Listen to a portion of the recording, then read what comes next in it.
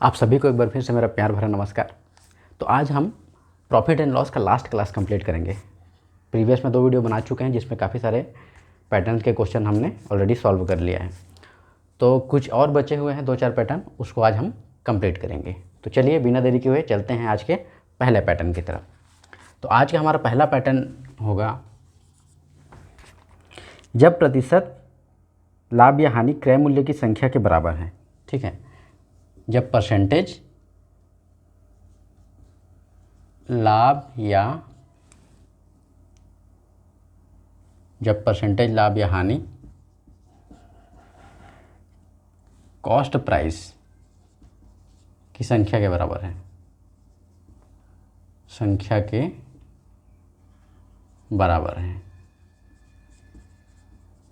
ठीक है। इसमें क्वेश्चन ये बोला जाता है, अगर कॉस्ट प्राइस मान लो 20 रुपया है तो उसका प्रॉफिट एंड लॉस का भी परसेंटेज 20% होगा। तो उसका हमें ये क्या बोलते हैं, सेलिंग प्राइस निकालना होगा, या फिर सेलिंग प्राइस दे दिया होगा उसका कॉस्ट प्राइस निकालना होगा। ठीक है, तो इसका एक फॉर्मूला होता है, उसको पहले हम देख लेते हैं। फॉर्मूला होता है 10 × √25 प्लस माइनस सेलिंग प्राइस -50। ठीक है, ये फार्मूला होता है। फार्मूला से भी बनेगा, कॉन्सेप्ट से भी बनेगा, ऑप्शन से भी बनेगा, कई तरीके से इस टाइप के क्वेश्चंस बनते हैं, सबको हम देखते हुए चलेंगे। तो क्वेश्चन नंबर पहला क्या बोलता है? क्वेश्चन पहला बोलता है, किसी वस्तु को 24 रुपये में बेचने पर उतना ही प्रतिशत लाभ होता है जितना वस्तु का क्रय मूल्य है। वस्तु का क्रय मूल्य ज्ञात कीजिए। ठीक है, क्या दिया है यहाँ पे? सेलिंग प्राइस दे दिया है। सेलिंग प्राइस बराबर 24 रुपया। ठीक है, 24 रुपये में बेचने पर सेलिंग प्राइस दे दी है 24 रुपया, उतना ही % लाभ होता है जितना उसका कॉस्ट प्राइस होता है। प्रॉफिट उतना ही होता है। Profit percentage equal to cost price. जितना इसका कॉस्ट प्राइस होगा, मतलब क्रय मूल्य होगा, उतना ही उसको मतलब लाभ होता है बोल रहे हैं। और सेलिंग प्राइस 24 रुपया, तो हमें ये कॉस्ट प्राइस निकालना है। ठीक है, क्वेश्चन में इतनी चीज़ें दी हुई है, सेलिंग प्राइस दे दिया है और प्रॉफिट परसेंटेज कॉस्ट प्राइस के बराबर है दे दिया है। ठीक है, तो इसको हमें निकालना है। तो इसका सॉल्यूशन कैसे होगा? कई टाइप से होगा। पहले तो फार्मूला से निकाल लेते हैं। क्या दिया हुआ है? 10 × √25। प्रॉफिट है मतलब प्लस, अगर लॉस रहेगा तो माइनस। सेलिंग प्राइस कितना दे दिया है? 24, तो 24 कर लेते हैं, -50, तो हो जाएगा 10 × 25 + 24 कितना हो जाएगा? 49 √ ये हो जाएगा 50, 10 × ये कितना होगा? ये 7 होगा, -50, 70 - 50 बराबर 20 रुपये इसका क्या होगा? कॉस्ट प्राइस होगा। ठीक है, ये बन जाएगा। और इसका एक तरीका इसी में देख लेते हैं। ऑप्शन दिया रहता है, हमारा जो भी एग्ज़ाम होगा उसमें तो ऑप्शन दिया रहेगा ना। ऑप्शन ए रहेगा 20, ऑप्शन बी रहेगा 30, ऑप्शन सी 40, ऐसे करके।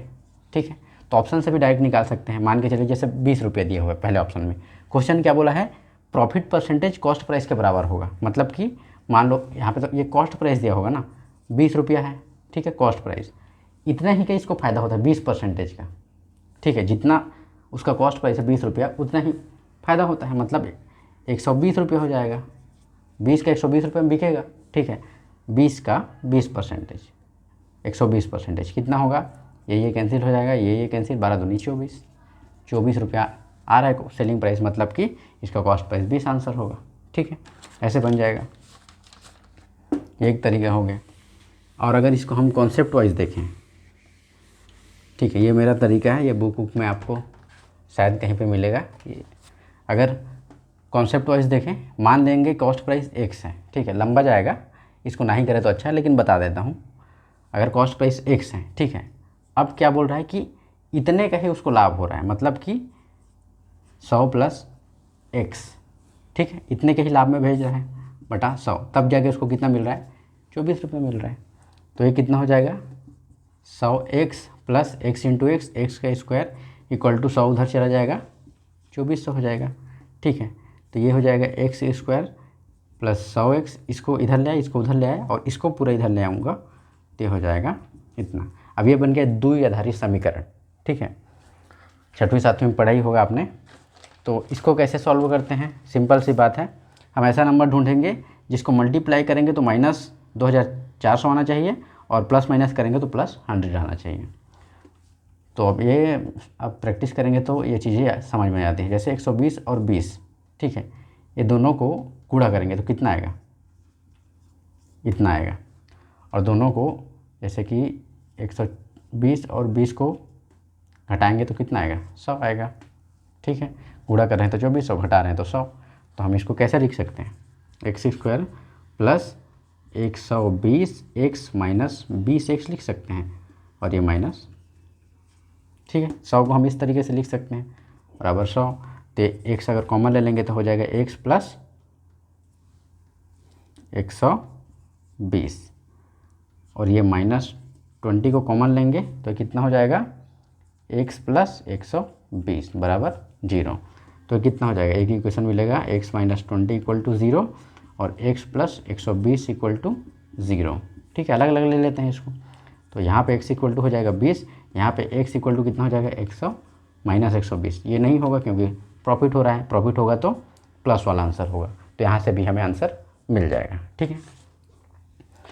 तो आपके ऊपर है, आप ऑप्शन से बनना चाहते हैं कि ये वाले फार्मूले से कि कॉन्सेप्ट से, जो आपको ठीक लगे, ठीक। अब चलते हैं अपने दूसरे क्वेश्चन की तरफ। दूसरा क्वेश्चन क्या बोलता है, एक पुस्तक को 24 रुपये में बेचने पर उतने ही प्रतिशत की हानि होती है। इसमें क्या दे दिया है, सेलिंग प्राइस इतना ही दिया है। अब इसमें लॉस परसेंटेज दे दिया है, क्या दे दिया है, लॉस परसेंटेज। लॉस परसेंटेज उसके क्रय मूल्य के बराबर है, तो उसका क्रय मूल्य याद कीजिए, ठीक है। तो ये भी फॉर्मूले से सीधा बना सकते हैं इसको, ठीक है। 10 × 25, अब लॉस दिया है तो ये माइनस हो जाएगा, माइनस कितना है, 24 ही है, ठीक है, और -50, तो ये हो जाएगा 10 × ये तो एक ही हो जाएगा, √1 मतलब 1 -50, तो हो जाएगा 10 - 50, आंसर आएगा -40। माइनस मतलब कि लॉस में चल रहा है, ठीक है, -40 आंसर आएगा। लेकिन इस टाइप के क्वेश्चन का दो भी हो सकता है, लॉस वाला होगा तो 2 भी हो सकता है, ठीक है। जैसे कि अगर इसके ऑप्शन में दिया हो, एक ऑप्शन है 40, ऑप्शन में दिया है 20, ऑप्शन में दिया है 60, ठीक है, ऑप्शन 4 ऑप्शन दिया रहता है। तो अगर आप निकालेंगे तो यहाँ से तो 40 आंसर मिल गया। अब हम 20 को करके देखते हैं, 20 तो नहीं होगा, पहले से पता है, 60 को देखते हैं, ठीक है। 60 को करेंगे, क्या बोल रहा है, 60 रुपये उसका कॉस्ट प्राइस है, ठीक है, इंटू इतने का ही उसको लॉस हो रहा है, मतलब कि कितने में बिकेगा, 48 रुपये में बिकेगा, बटे 100, ठीक है। ये कैंसिल, ये कैंसिल, ये कैंसिल, ये कैंसिल, 4 छक्का 24 रुपये इसका सेलिंग प्राइस आ रहा है, ठीक है। मतलब 60 रुपये कॉस्ट प्राइस है तब भी 24 रुपये आ रहा है, और 40 रुपये कॉस्ट प्राइस है तब भी, मतलब ये दोनों ऑप्शन इसका सही है, ठीक है। तो इस चीज़ को लॉस वाले कंडीशन में ध्यान रखना है, ठीक है। OX वाले पैटर्न से भी, मतलब X वाले तरीके से भी बन जाएगा अगर बनाना चाहेंगे तो, ठीक। वो नहीं बनाऊंगा क्योंकि फिर उसका कैलकुलेशन थोड़ा लंबा चला जाता है, ठीक है। तो ये वाला पैटर्न ख़त्म। अब चलते हैं अगले पैटर्न की तरफ।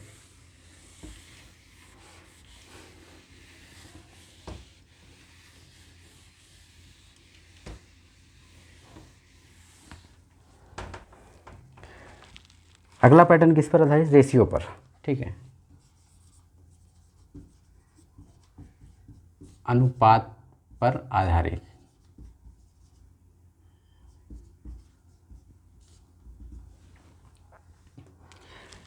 अनुपात पर इसका पहले भी हम लोग इस टाइप के क्वेश्चन सॉल्व किए हैं, फिर भी देखते हैं क्या दिया है। एक सामान के क्रय मूल्य और विक्रय मूल्य में 2:3 का अनुपात है, तो लाभ परसेंट ज्ञात कीजिए। इसमें सीधा रेशियो दे दिया है, कॉस्ट प्राइस और सेलिंग प्राइस का रेशियो कितना दे दिया है, 2/3, ये चीज़ क्वेश्चन में दे दिया है। तो हमें इसका क्या याद करना है, प्रॉफिट परसेंटेज। क्या याद करना है, प्रॉफिट परसेंटेज। तो सिंपल से हमें पता है प्रॉफिट कैसे निकालते हैं, selling price minus cost price. तो ये हो जाएगा 3 - 2 = 1, इतना क्या है इसका प्रॉफिट हुआ 1 का, ठीक है। अब प्रॉफिट एंड लॉस परसेंटेज कैसे निकालते हैं हम, प्रॉफिट परसेंटेज बराबर जितना प्रॉफिट या लॉस हुआ है तो कितना हुआ है, 1 हुआ है, बट एक कॉस्ट प्राइस, कॉस्ट प्राइस कितना है यहाँ पे 2 है, तो 2 × 100, ये हमारा फॉर्मूला था, फर्स्ट क्लास में हम इसको बताए थे, ठीक है। तो ये हो जाएगा 2 एक कम 2, 2 पंचे 10, मतलब कि 50% का इसको क्या हो रहा है, प्रॉफिट हो रहा है। ठीक है, ये इसका आंसर होगा। ठीक, उसी प्रकार देखते हैं अगला।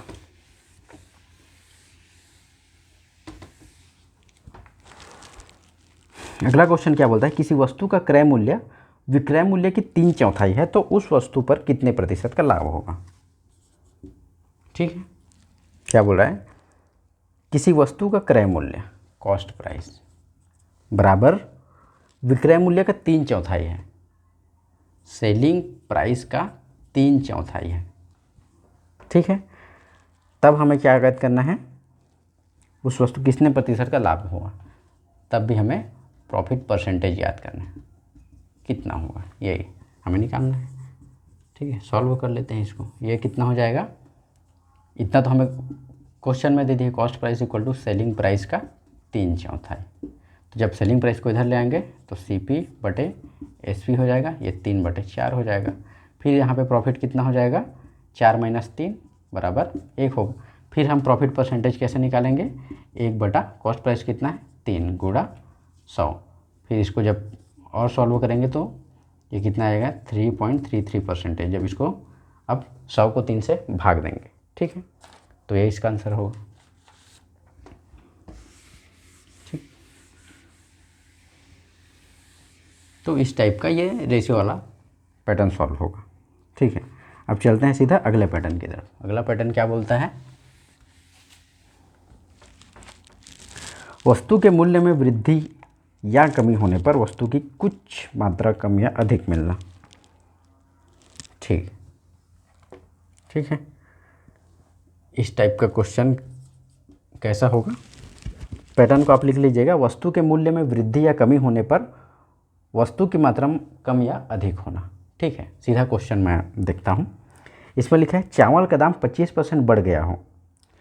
ठीक है, जिससे 400 रुपये में 10 kg कम चावल मिलता है, तो चावल का नया भाव क्या होगा और पुराना भाव क्या होगा। ठीक है, क्वेश्चन में दिया है चावल का दाम, चावल का दाम बराबर 25% बढ़ जाता है। ठीक है, जिससे 400 रुपये में, जिससे 400 रुपये में 10 kg कम चावल मिलता है, 10 kg कम चावल मिलता है।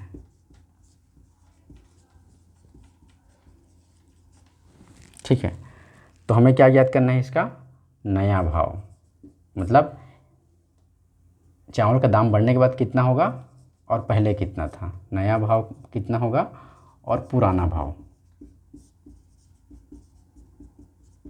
कितना होगा। ठीक है, ये हमें याद करना है। इसको सॉल्व कर लेते हैं, कैसे होगा, क्या बोल रहा है, चावल का दाम जो है 25% बढ़ गया। ठीक है, मतलब कि जिससे 400 रुपये में 10 kg कम चावल मिल रहा है। पहले 400 रुपये में जितना उसको लेना था उतना मिल जाता था, लेकिन अब बढ़ने के बाद 400 रुपये लेके जा रहा है तो उसको 10 kg कम मिल रहा है। ठीक है, मतलब जितना चाहिए उतना ही लेने के लिए उसको जितना दाम बढ़ा है उतना पैसा और एक्स्ट्रा लेके जाना पड़ेगा। मतलब 400 का 25% कितना होगा, 25 से कम 25, 25 चौक 100, ये 100 रुपया और लेके जाएगा, तब जाके उसको जितना लेना है उतना मिलेगा, क्योंकि दाम तो 25% बढ़ गया है ना। तो 400 का 25% निकालेंगे तो 100 रुपया होगा, उतना और उसको एक्स्ट्रा लेके जाना पड़ेगा। ठीक है, तो 100 रुपया लेके जाएगा तब उसको क्या मिलेगा, 10 kg जो कम मिल रहा है उतना और मिलेगा उसको। ठीक है, मतलब कि ये 100 रुपये के बराबर हम 10 kg बोल सकते हैं। ठीक है, क्योंकि 100 रुपये लेके जाएगा तब जाके उसको 10 kg और मिलेगा। तब ये 100 रुपये 10 kg के बराबर, तो 1 kg के बराबर कितना, 10 रुपया, ये उसका नया दाम होगा। ठीक है, अब पुराना मतलब मान लेते हैं पुराना X है, पुराना दाम X है। अब इसी में क्या बोल रहा है, 25% इंक्रीज हुआ है। ठीक है, मतलब इसका 125% जब करेंगे तो कितना आ रहा है, 10 रुपये आ रहा है। ठीक है, तब हम X का वैल्यू निकाल लेंगे, 5 × 5 = 25, 5 चौके 100, 5 × 1 = 5, 5 दूनी 10, मतलब X बराबर 4 × 2 बराबर 8 रुपया। पहले उसका कितना दाम रहा होगा, 8 रुपया, तो ऐसे बन जाएगा। ठीक है, अब देखते हैं अगला क्वेश्चन इसी का।